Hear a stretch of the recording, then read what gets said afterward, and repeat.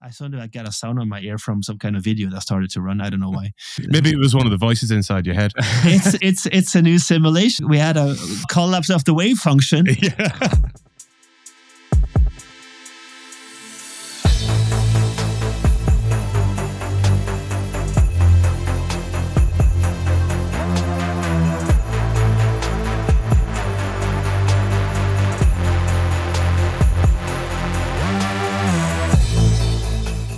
Welcome to Christmas Realities, a conversation show about what cloud-driven transformation really means for businesses and humans. I'm Dave Chapmanger. And I'm Cynthia Zhao. So usually we talk about cloud, right, on the show, and we like the idea that you can change your reality through education, action, decision-making, and the smart use of technology. But this week, though, as a Christmas treat, we're going to focus on the realities element of the show and explore the hypothesis that reality itself could be simulated. With us, I'm glad to say that we have got roving reporter Rob Snow-Manahan. Made it back from Vegas. Rob, how are you doing? All good. Glad to be back and enjoying the calm of being home, which is a lot better than the intensity of Las Vegas. So yes. That terrifying background buzz and constantly having Tito's and soda forced into your hand. Yeah, that was the hardest part. Yeah, absolutely. The Tito's and soda. And I am delighted to say, to help us through this difficult subject and to educate us, I'm sure, we have Anders Indset with us, a philosopher, author, and renowned speaker. And we're delighted to have you with us, Anders. So want to say hello and just tell us a little bit about yourself? Yeah, I'm Anders. I'm an author, a business philosopher based out of Germany, born in Norway, writing around the quantum economy, where I explore the potentialities of technology, but also the part of the mensch, the human being, and how through education we can use practical philosophy as foundation how to tackle the challenges ahead with technology and the activation of the mensch. Let's then dwell on simulation hypothesis. So for those who haven't really delved into this too much, just frame that up for us. Like, what was your going in point? Yeah, I mean, the going in point is basically the coffee table discussions that people are having. And of course, I mean, back in 2003, Swedish philosopher Nick Bostrom kind of sort of popularized the simulation hypothesis. There were other people that have reflected on that. But what we have as in a general public interest started maybe to be more broadly looked upon with the Matrix. Right. But then more lately, there have been predominant pros and cons. You know, Elon Musk has gone out and said, well, there's a 1 billion to 1 chance, or a 1 in a billion chance that we do not live in a simulation. Right. Pop cosmologist Neil deGrasse Tyson said there's a high likelihood. And even David Chalmers, who has done amazing work in the field of consciousness, says that there's a high likelihood, and his new book Reality Plus tackles, you know, a lot of the things that I've also been working on over the years in terms of, you know, how to live a meaningful life in a virtual world, and what are virtual worlds, and are they real, and all that. So there have been a lot of like popular discussion around the whole notion of simulation. And I think as the world and our lives become more absurd, we have the paradoxes, we have weird things happening. People start thinking about, well, this could be a simulation. But then again, it would make little sense to discuss this with you or anyone else, because then most likely all of us are in a simulation. So, you know, what does it give us to have a thought conversation on that? So I've been interested in this for many, many years. And together with my colleagues that are, you know, distinguished quantum physicists, we met in Vienna some months ago, and we were having a wonderful evening. And I challenged a good friend of mine, Florian, about a very simple thing. Yeah, well, if we're talking about a simulation, then prove to me with your physics and your background, use your team, whatever, and prove to me that we are not living in a simulation. Not saying I believe we do live in a simulation, but try to find a foundation to stand on to prove prove to me that we are not living in a simulation. And some weeks later, he called me up and said, I haven't slept in week, Anders. And then simulation or not, I haven't slept in weeks. Yeah, well, yeah. So that one thing led to the other, and we gathered some people, and we started to think about how to approach this and to build experiences and what kind of restrictions, what kind of foundation we have to stand on to at all explore this. For those who haven't read Bostrom, he argues that either humans are highly likely to have become extinct before the advent of a post-human stage, or any post-human civilization is highly unlikely to run a number of simulations based on their evolutionary history, e.g. you haven't got the volume to be able to create a simulation, or 3, we're almost certainly living in a computer simulation. And he claims it's likely that we live in one based on the argument that there are many civilizations, and these civilizations build computers that run simulations of conscious beings.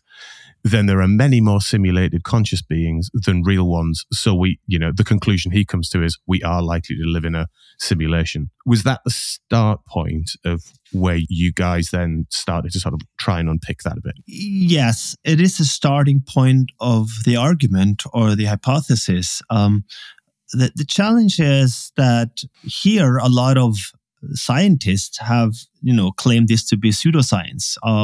Right. One of the famous online YouTube stars of the moment, Sabine Hossenfelder, has been very clear about this, that this does not belong to any scientific endeavor. And again, this is an absolute statement. And my interpretation of science or to be a physicist is basically to strive for better explanations. And with the Nobel Prize of quantum physics just a couple of months ago, we are now certainly looking differently at the subatomic level when it comes to physicality. And that is, of course, something that, what does it tell us? What does it mean? And it kind of sort of changes the notion of what is the quantum theory or what is modern physics really telling us? And it's very difficult, I believe, to make an absolute statement of a theory, modern physics, that is not a complete theory. Most, I think, scientists would see that as an incomplete theory. There are things to be figured out, be it the relationship between Einstein's general relativity and quantum physics, or some other aspects that are very difficult to argue.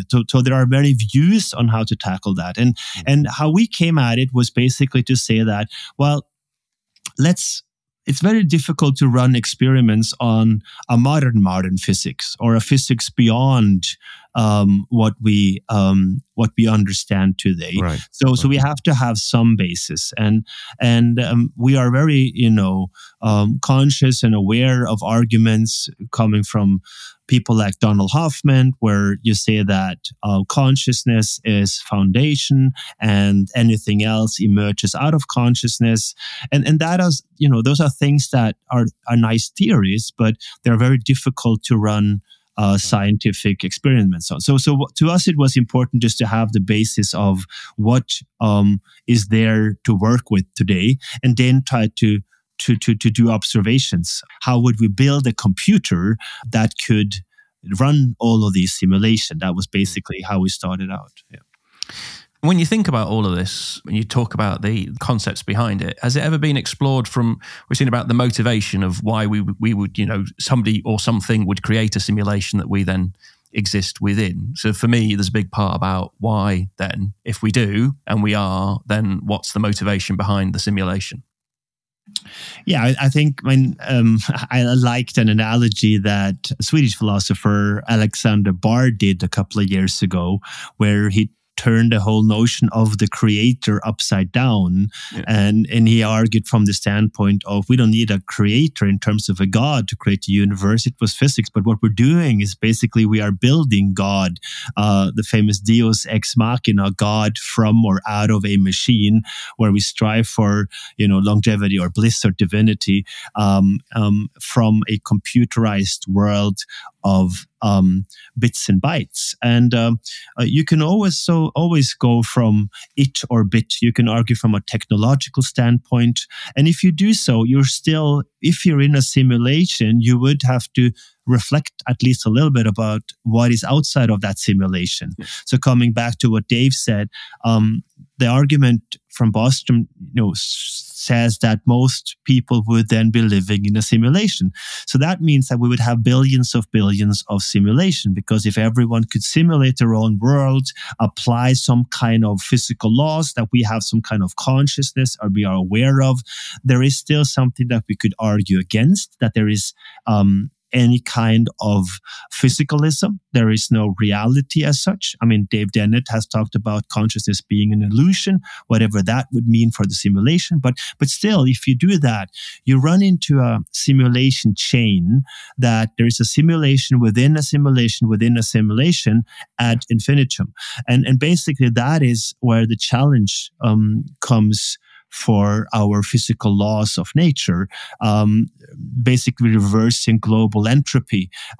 So a simulation chain has a lot of restrictions, which would exhaust any computer based on any physical law that we have today. So that is where we went looking, and we came up with some arguments and some observation that we did.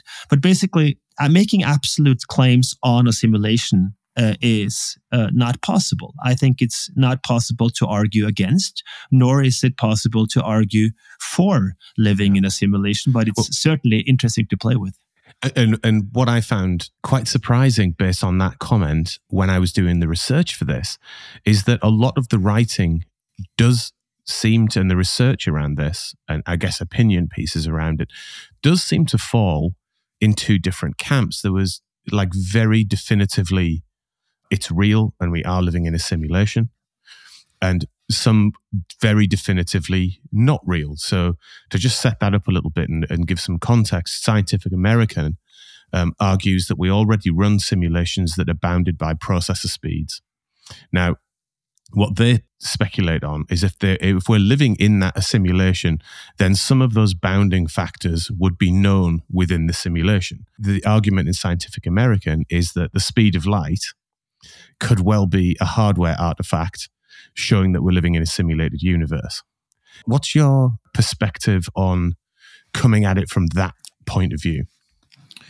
Yeah, I've looked at quite a few different arguments and theories on the argument. I am not a physicist, but I have seen what we did was basically that any external programmer of such a simulation would, from our perspective right now, have to have a full understanding of the physical laws governing evolution, the universe composition, and down to a level of whatever that would be, a foundational level. So it's about creating life and so on and so forth. But then if you take that and you take the laws of quantum physics as the most fundamental physical laws that we know today, then there are some limitation. There are some scales, there are some units that you access, the limits of time, space, and mass, and temperature, and you have that as a basis, the Planck scale, and those assumptions you can play with. And if you would figure out a way to unite quantum physics with general relativity, or we could say move beyond quantum physics, of course there might be other views, but from a quantum physics standpoint being the foundation, then within the simulation, running that ad infinitum, there would be a limitation as to how many change or how this could be set up.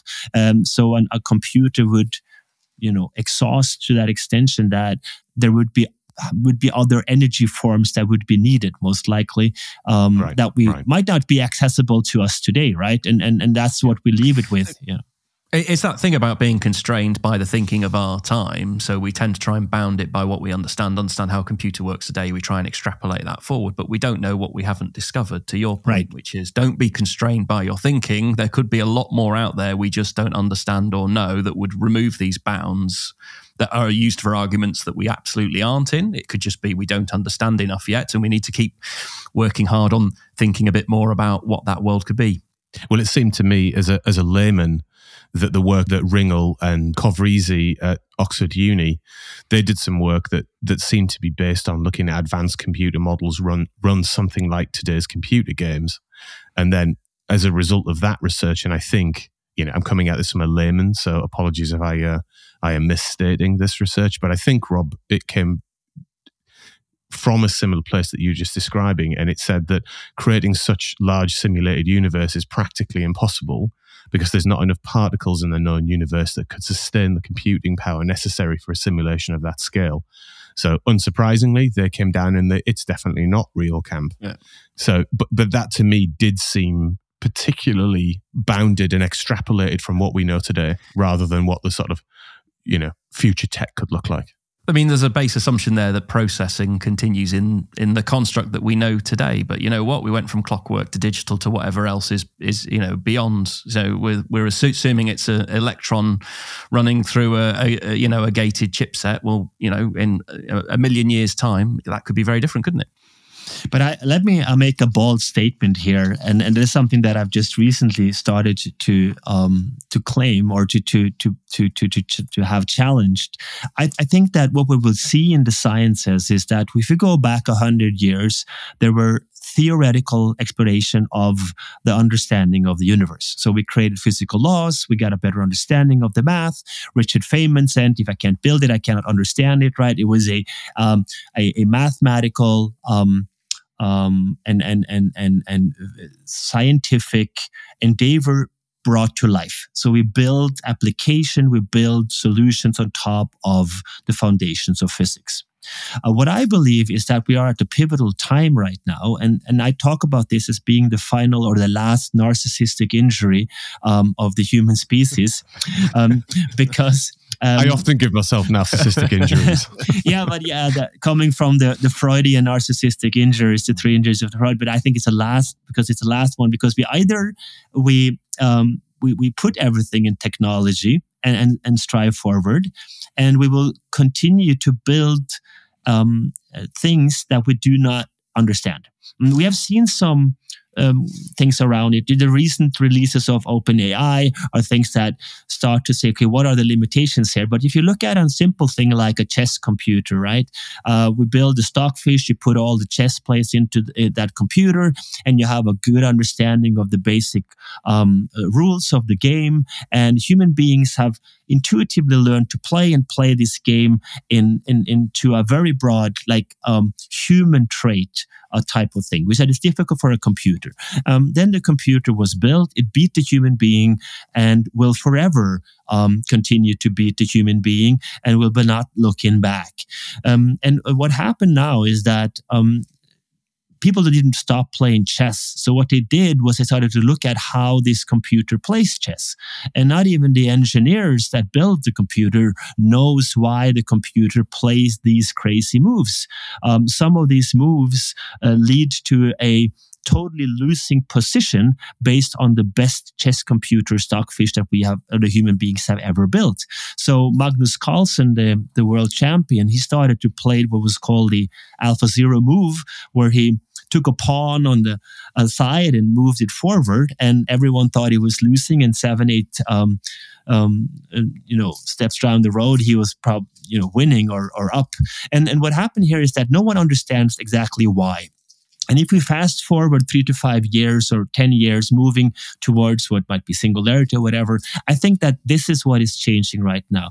Now, technological progress, meaning businesses invest in quantum computing, quantum technologies, and we build stuff before we understand it. So what happened is that we expand the realm of possibilities.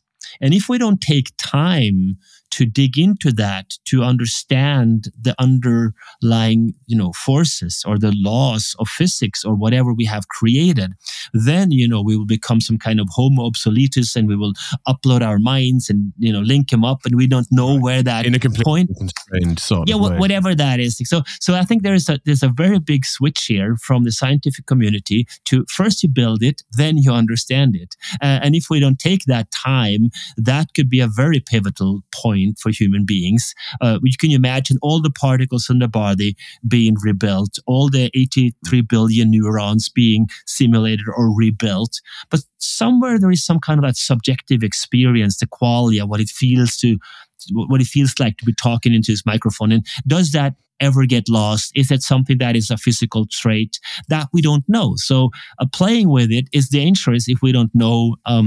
What I'm saying is basically we have consequences might be. Probably one, like the last one taking that one pill, turns off the light of the physical perceived reality, right? and in your research, then, to come back to the work that you've done, enlighten us. Where did you get to? So, what was your process like, and then what kind of conclusions did you come to? Yeah, by all due respect, I mean, most of the math and the parts coming from quantum physics have been done by my colleagues, of course.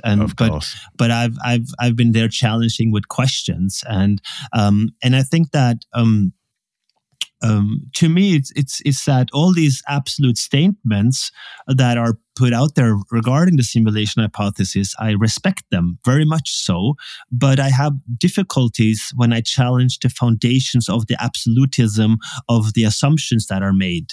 So that those I like to play with. What kind of assumptions, what kind of computer, what kind of restrictions have you built the argument on? And that was what we would try to do, was to outline some restrictions, what kind of things must happen for human being to build such a computer within the current understanding of physics. What are the limitations, and so on and so forth. So that was basically our conclusion, was to say we want to have a discussion around this, and we come at it from a philosophic, scientific perspective, where we say progress is there. There will be things beyond. We cannot calculate with things we don't know. So we have to have some assumptions. And then we could imagine things. We could put up if you have a computer that would have infinite computing capacities, right?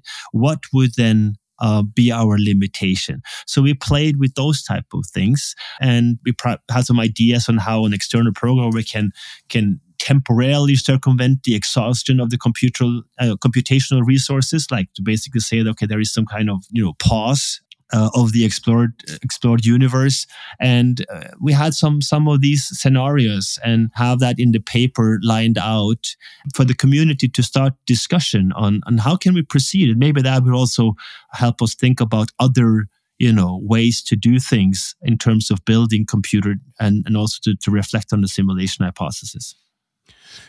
I mean, I think it's interesting that you start with those constraints and try to work your way through, again, understanding them and bounding the situation. How in your mind does that correlate with, if there are indeed those sorts of constraints, does that not immediately put you in the space of what American Scientific was saying, when they were basically saying that if there are processing constraints around the simulation, they'll be visible in the simulation? Yeah, that is true, to that extent that we don't know, right? What are the limitations? I mean, today there's no scientific understanding on how global entropy could be reversed. I think so. So you think there is but is that possible to play with from a philosophical standpoint? Yes, of course it is, right?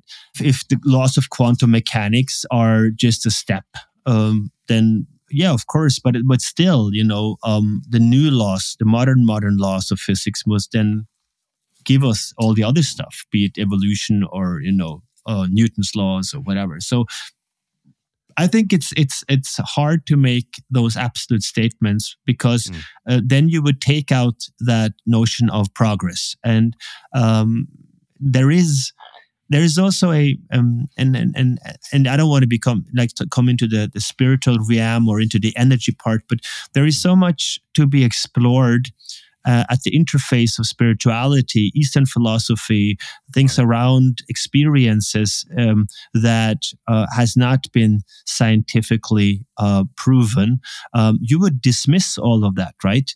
And that is a thing that I would not do. I would leave that open. And when people like Donald Hoffman, who's very clear about that, going after that, trying to explain consciousness as fundamental, out of which everything evolves, then it's interesting. And more power to these people. Exactly to that point, and you mentioned her earlier, Sabine Hossenfelder. I kind of like where she came at it from in a lot of ways. And she said, those who believe it make maybe unknowingly really big assumptions about what natural laws can be reproduced with computer simulations, and they don't explain how this is supposed to work. But finding alternate explanations that can match our observations to high precision is really difficult.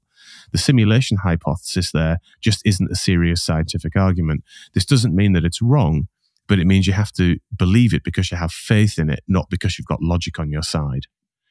How did you tackle that type of intersection in the way you just described? So the sort of spiritual, the faith, and the religious element with the sort of hardcore science and philosophy elements of it? No, I think if you're a scientist, progress is all you have, right? And I don't think there will be someone with a flag standing at the bottom of the smallest, whatever that is, and saying, "Hey, now you reached the final theory of the universe." Yeah, I don't see there are interesting things to say about string theory and all the things that have been approached, but for us as a scientist, I would say progress is possible through human endeavor. And what does that mean? That means that we have infinite progress, which also means that claiming that it's not scientific would basically say, well, then I have taken my position out of my scientific endeavor. Instead, I would like to say, well, it might not be applicable within the current laws of physics. But me as a scientist, I want to explore that. So I do get what Sabine Hossenfelder is saying, but still I like more. Of course, she does a lot of the provocative speeches and absolute statements also for the obvious purposes, but and she's extremely competent. But I think, I would say, if there is never an absolute answer, one might say this is sad news for neuroscientists and physicists, whatever. I say that's job guarantee forever. So I want to take more the approach of, well, then let's make it scientific. And basically that's what we did. We tried to unite the argument from a scientific standpoint with the philosophy and to put it up for discussion and then continue from there. And to me, that is the foundations of science, not to have the answer, but to strive for progress, for better explanation. So I think, what we did was basically to take the most fundamental scientific approach. It's not complete. It's not probably not everything correct, but it's just, to me, that is the foundation of science. So I am neither in the corner of cool, we're living in a simulation, nor am I in my corner that I want to dismiss anything that is put out there as unscientific, because that would basically say there is an answer, and I don't think there is. But that should not stop us from trying to find one. Yeah. Yeah. And do you see, and did any of your work or the reading that you've done around this suggest that this is anything more than just the updated version of the cosmic clockmaker? Well, the history shows us that a lot of these things that we have looked at have been put into the box of explanations or better explanations. What I like here is I think the Matrix did a very good job to catch a lot of the philosophical aspects of it. I am more interested in. I don't want to ponder that simulation every day and the cosmic clock. I'm more interested in what is it, apply for me as a human being? How do I live a life? What is life? Is it real? What is reality to me? How do I define it? How do I put a purpose into my life? So you say, okay, how can we talk about, is it real? Is it virtual? I detach myself from that and take the experience. And I say that, if you're in a simulation or even in a virtual world, of course it's real, because what you experience is real. So everything that you do experience is a part of what you have, and no one can take that away from me. I don't know if you are conscious. I don't know if anyone else is conscious, but the only thing that I have is that experience of my own experience. And I like that notion from all these philosophical concepts and theories. I like to play with that. That's basically where I stand on the topic. So Anders, from your perspective then, we've had a lot of conversation about constrained thinking can impact whether you believe simulation or not, the theory. How do you think that plays forward into other aspects of the world we live in, business and technology? And do you think that we could behave and think differently in the way we operate and maybe improve? Yeah, that's a very good question, and I think that is a big issue today. If you look at climate, if you look at the challenges that we have, first of all, I think the economy is the operating system of our society. So only if that is stable, then we can tackle education, social issues, and so on and so forth. So we have to work on that. And we need to build some kind of humane capitalism. It needs an upgrade. But the challenge over the past decades were exactly this absolute thinking. We have optimized the art of being right. The zeros and ones, a binary way of thinking. Your opinion, my opinion, right? And we have kind of sort of lost the art of being wrong, namely the progress part, the experience of your own experience, that you have moved on, that the will to truth, that someone might have a better idea, the whole notion of progress. And the unconscious progress that we have had has come through innovation, optimizing more of the same, right? And what did we do? We started a climate crisis. We started to say we have to reduce, we have to build circular. So we upped the game of business by adding attributes. Social business. I have never seen an organization that have written on their page, we are the most anti-social business in the world, right? We said that would be a bold position to take.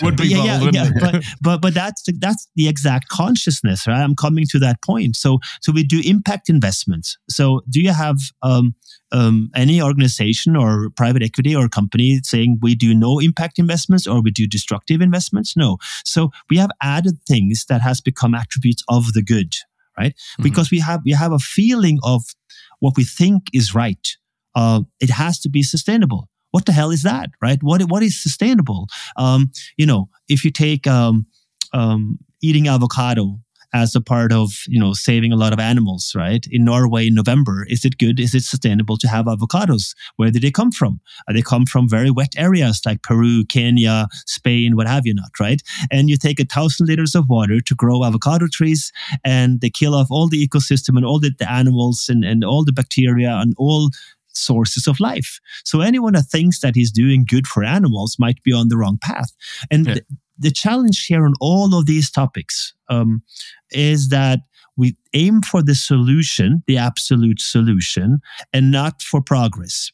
And when I say so, I mean we do not describe the problem. We don't focus on the problems. We focus on the output, the end game. And there are always extrinsic things that happen, be it the pandemic or the terrible war in Ukraine. And then you start from a new point. And from that starting point, the only thing human beings have is to strive for better problems.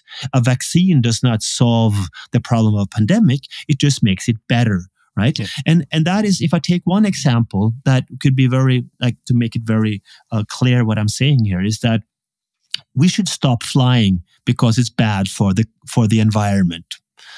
In that, we have the environment, which is everything. We cannot fix everything, right? And we have the notion of that stop flying is something that will happen. So if you go to any airport around the world today, you will see a lot of people flying. And they're crazy. I don't know where they're flying, but they are flying. We have Zoom calls, people zooming in from Bali or what have you, not from home offices all over the world. That's how we are. We are not perfect beings. And we are onboarding the next billion passengers. And now is the question, what is the solution to this? Is it stop flying? Is that a realistic path to be on? The problem is not flying. The problem is the technology with which we travel in air. Okay, so if the solution is to change that technology, what do we need? We need an economy. We need investments. We need innovations. If you tear down all the profits from all the airlines, they're certainly not going to invest in it because they don't have any money. What will happen is they will have worse, better planes coming in. We'll take the old planes and take them to Africa or Asia, whatever the new airlines have found, and we're going to make the problem much, much worse in the long term. So the whole notion of how to fix it is wrong because we think there is a fix. Maybe even flying more in the short term would be better because they would have a lot of money and we could invest, right? Or we could describe the actual problem to a much more detailed notion. How to make money out of it, what it does. Maybe we can even find an incentive for a Jeff Bezos or whoever to make a lot of money out of it and at the same time changing the technology. So what I think is that the whole notion of having the good, the right, finding a purpose in life, finding a meaning, all the absolute of something that we cannot describe is the wrong narrative. The narrative to be in is exactly that, striving for better problems. And for that, we need to think deeply and long on the problem because there is a high complexity. And that is completely counterintuitive to absolute data, optimizing the past, short tweets, compact formats, no intellectual deep dives. And that's the problem of the world today, is that we have taught that a knowledge society, that we know something, that we have experts, that we have answers is the right way forward. No, I think the society of understanding, a society striving for better explanations is the right place to be in. And that is a complete different narrative. So the business world of tomorrow, this building on the analogy of the operating system, is that we have apps and applications on the operating system. Let's describe the bad ones and make them better. Nurture the good ones, but let's focus on the bad ones. How can we make those less bad? And that is a challenge that we can take up in all aspects of life. We cannot make ourselves happy, but we can make ourselves less unhappy by being very specific on one or two problems that we can do something about. And that this narrative is turning the current world order, I believe, or how we approach things upside down, be it in academics, be it in politics, be it in the economy. And we have those absolutes, and we are very much caught in those self-evident truths. And I think that is one of the biggest part is not the infection of a pandemic, but that our minds are infected. We think we have to know what to think, but we need to learn how to think. But do you then think that the society and the economy that we created allows us to solve these problems differently?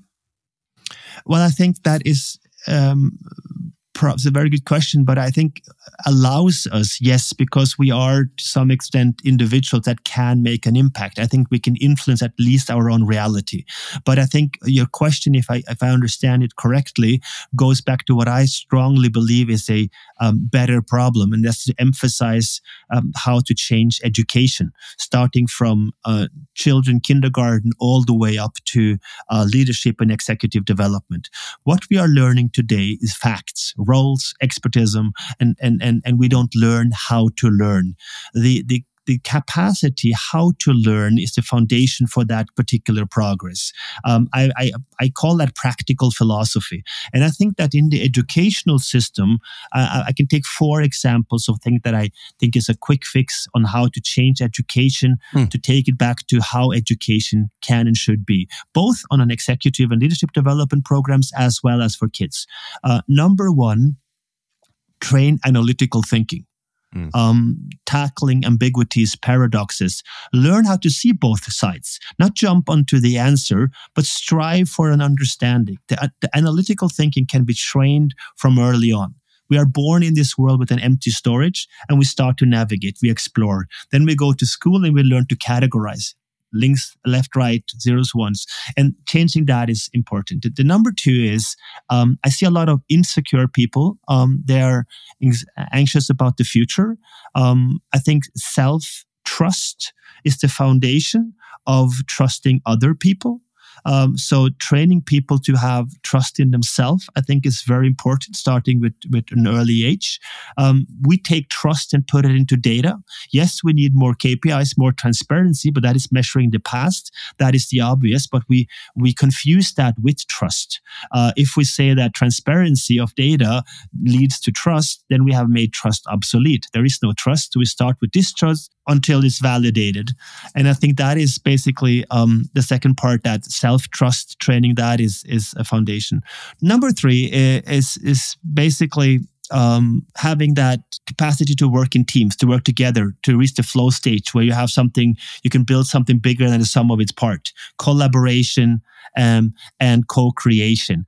That is something that also can be trained at early age. Because if we get together in the physical space and we have different viewpoints and we have that trust as a foundation, then we have friction. And out of friction comes progress. But if we block it into divided worlds of absolutes, we will not have progress. You will have a fight. And that is what we see in today's politics, in the world today in politics. We have 50.1%, 100% pro something and 49.9% against something. So that's an absolute division. It has nothing to do with the democratic understanding at all. So that symbolizes that. And number four is, I think it's important to train your voice. Basically, the old rhetoric, ethos, pathos, logos, having a ethical foundation, credibility, having that logical argument, how to learn how to argue in a structured way where it's plausible, and then also training the pathos, how you can influence people and take them on your journey, to inspire them, to help you and to join you build that news story, because everything we have in business in the world today are built on stories, right? It only exists in our minds, and we build economies of it. So I think that is very important. Coming back to your question, and if I get you right, I think we are able to do something, and I think one of the things that can lead us to more people being able to getting into that state is basically working on the educational models. I think one of the points for me was to that question is we've become aware of the issue of the constructs that we've created around us about the absolutes and you're this, therefore you must be that. And it's disabled dialogue and conversation. I think as a society, we're becoming more aware of that. So hopefully we've taken the first few steps towards getting back to the world that you describe in the types of ways we need to think and behave differently. I think definitely we're talking about it more, which means we've acknowledged the problem at least. Yeah. I agree. That's the first step. And invest in long-term solutions. Also a bit different than how we are doing it right now, right? Yeah, I mean, I think the realistic path here, I talk about it in German called Enkelfähig, which is prosperity for posterity. So we want to live a good life. We are human beings. We have reached a level of at least in the Western part of the world, where we said we will never limit ourselves enough. I don't think that's a realistic path. So we need to think long-term and short-term. So we need to have a decent life now, and we want to serve future generations. So infinity is kind of abstract. But if you write down one thing that you would work on that makes for a good life now and for your grandchildren, then you have more of a concrete, specific way to tackle infinity. And those long-term solutions can be built out of that. And the other part is, I think, turning back to your point, is that the understanding of technological progress. If I may, the whole energy crisis that we have is not, the root cause is not the war on Ukraine. The root cause is the lack of capability to invest and build the obvious. Companies that started to work towards solar and wind 20 years ago. They're highly profitable, some of them right now, but we didn't do enough. The money was there, but we were old. And we were laying back and relaxing in our old world of technology, and we didn't explore the new. So if you look back at how it was in the UK or even in Germany, particularly in the post-Second World War era, there were hacker mentality, the belief in the art of doing business, creating better problems, innovation, exploration. And then the last decades, we have been optimizing that. And we have the sun. We have only a distribution problem. And all of a sudden now, with the outbreak of the war, everyone gets into action mode. Everyone is forced to tackle and take on these issues. And then all of a sudden it goes really fast. We progress every day now on various types of energy forms. And if we look back in 10 years, we will say, how could we at all survive with those Stone Age tools that we were using back then? Yeah. And that understanding is at the foundation of long-term thinking, because you need to invest now in order to change something in 20, 30 years from now. Shell, what's trending this week? So each week I will do some research on what's trending in tech and pick something that I find interesting to share with you. And this week's trend is about the EU. They threw a gala launch party for its €387,000 Metaverse platform, and only 6 people showed up at the event. So the European Commission's Foreign Aid Department hosted a launch party on a virtual beach in the Metaverse. And this party was specifically held to educate young people about the EU and draw them into a space where they could learn more about what the EU actually does. And according to reports, just 6 people made a digital appearance at the event. I mean, so what do we think is going on there? Is this the fact that they were ahead of the curve on, say, metaverse adoption? Or do we just think that it was wrong-headed in the sense of old folks trying to do something cool for the kids, and the kids, of course, seeing straight through that, as they are frustratingly good at doing? Or is it something else? What do we think? Anders, what's your perspective? And I know you've been doing some thinking about the metaverse generally, right? Well, I think it boils down to metaverse or universe or whatever words. It boils down to what is the incentive? What is the incentive for a change in behavior? So when I read statements about, well, the education will be done in the metaverse, then I say, what is the incentive? So how do you incentivize people to do a educational structure in the metaverse? Well, you optimize the story that you tell. What does that mean? Well, you make history that was most of the time was really boring. You make it more sexy, and you add attributes that sell stuff. And if you're going to add selling points to all the things that you put into the metaverse, creating a little bit slightly optimized Mark Zuckerberg that is handsome and has slightly better values, if that is the tension of, if that is a notion of the metaverse, which it is, it's just trying to figure out how to optimize things that we have just done incorrectly or bad in the real world, then I don't think it's something that has a value at all. Will it become valuable? Of course, there will be business models built on it, but does it tackle some of the things? Will it feel real? Yes, but is it the right thing to do? I think we can approach such a creation of such a metaverse with a very simple thing. What is the incentive? What is the better problem that we can describe in society today that we're going to solve with that? If that is the thing, I'm all metaverse. If we can find ways to do that. If it's all about how can we make a shitload of money by optimizing something that is crappy outside or make it like more virtual or unreal, then I think, well, of course it's going to move money, but it's not going to help us. You can sit in a metaverse and the planet, closes out and so because the energy is consumed to run it. So there is. So I don't know. I haven't been doing a lot of metaversing myself, and I think there are a lot of things in the whatever verse, real verse, whatever this is, that we can take on. And as long as we don't find things that are better problems for society, I I still know it's going to happen, like, artworks and stuff like that, and in real estate and what have you not. But I don't see it as a valuable contribution to the challenge that we have today. So, Schalk, why did they design this platform? What were they actually trying to do with it? Anything as noble as that? Yeah, there was an official statement around that. To increase awareness of what the EU does on the world stage among 18 to 45-year-olds who are primarily found on TikTok and Instagram, who are neutral about the EU and not typically exposed to such information. So it was a pamphlet, basically, a pamphlet about the EU. A really complicated pamphlet that's really hard to read and engage with. Yeah, somehow they've taken the concept of a short infomercial and turned it into something incredibly hard to engage with. Yeah, in my opinion, I think the best approach would have been to meet them at their platform of choice instead of creating a separate platform and draw them into it. It feels a little bit like somebody said, we've got to use the metaverse. Now let's find a problem we're going to solve with it, as opposed to we've got an engagement problem and we need to go meet them on the platform where they engage. Yeah. And there were a lot of not very positive opinions. So I did try the platform myself as well. Oh, did you? Tell us about it. Yeah. What happened?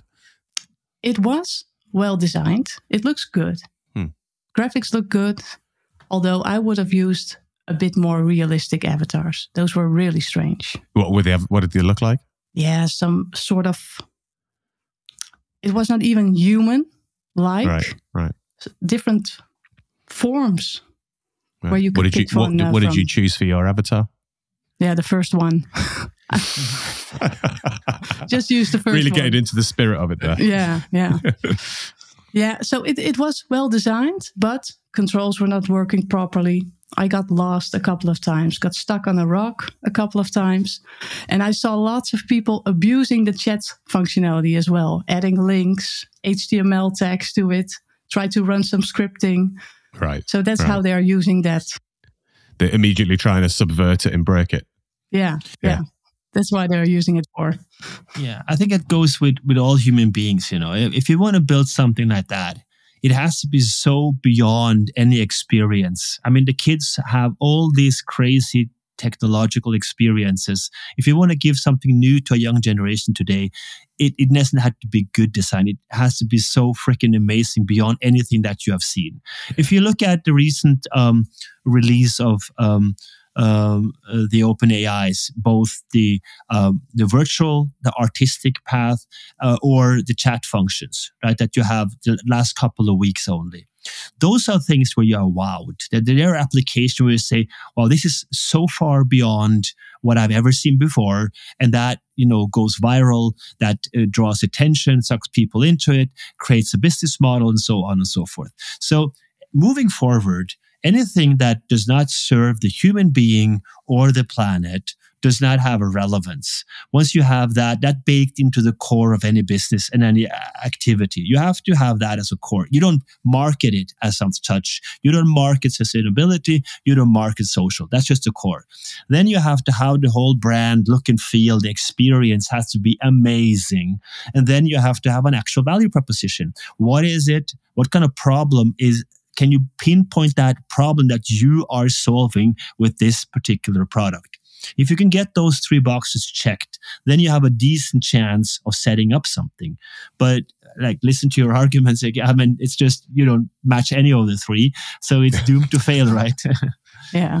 Thank you, Schalk. I feel bad for them. They obviously did that in a well-intended way, but I hope they've learned from it. And the next time they try something like this, it maybe checks at least 2 of the 3 of Anders' boxes. Yeah.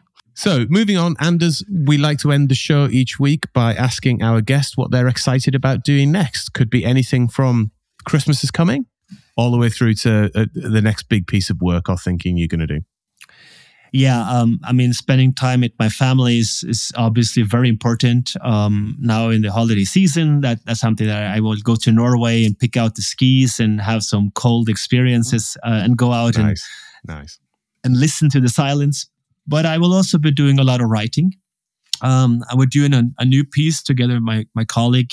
How near is singularity really? We are digging into that question.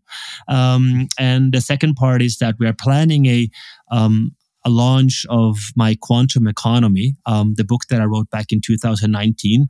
It will be a trilogy where the second book is about unleashing the potential of technology and also by freeing up the mensch through the educational part. So we go into the potentialities of technology. We're building a global platform at thequantumeconomy.com. We're doing educational models and initial courses on quantum theory and also quantum technology. And around the educational part, and and then we're writing a new book around that topic, and so those are the main things that I'm be doing over the next weeks. Yeah, just a few things then. I'm privileged. I can get up every morning and learn. I always see that as a huge privilege, and I love to learn. I'm curious, and I love to learn new things. So it doesn't seem like work. It's just the time I don't spend with family. I spend exploring. Fantastic. Look, thanks so much for spending time with us this week and helping us through and providing some food for thought over the turkey and wine over the next couple of weeks. It's been great to see you. Thank you so much. It was a pleasure. You really gave me a lot to think about, Anders. Thanks a lot. Thank you. So a huge thanks to Anders and Rob for being on the show, to our sound and editing wizard Ben, and of course to all of our listeners. So we're on LinkedIn and Twitter, Dave Chapman and Sjoukje Zaal. Feel free to follow or connect with us and let us know if you have any ideas for the show. And of course, if you haven't already done that, rate and subscribe to our podcast. So we're taking a break for Christmas and we'll be back with a great lineup of guests from mid-January. Merry Christmas and a happy and healthy New Year to all of our listeners. See you in another reality next year.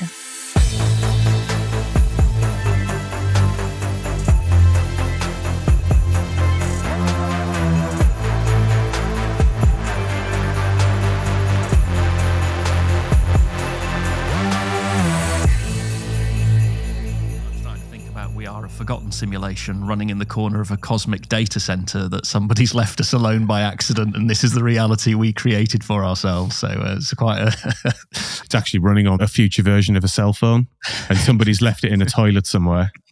There's a 16-year-old boy that visited the EU's Metaverse, and he decided to simulate a new universe, and this is what we got. Yeah. Oh, that's so sad.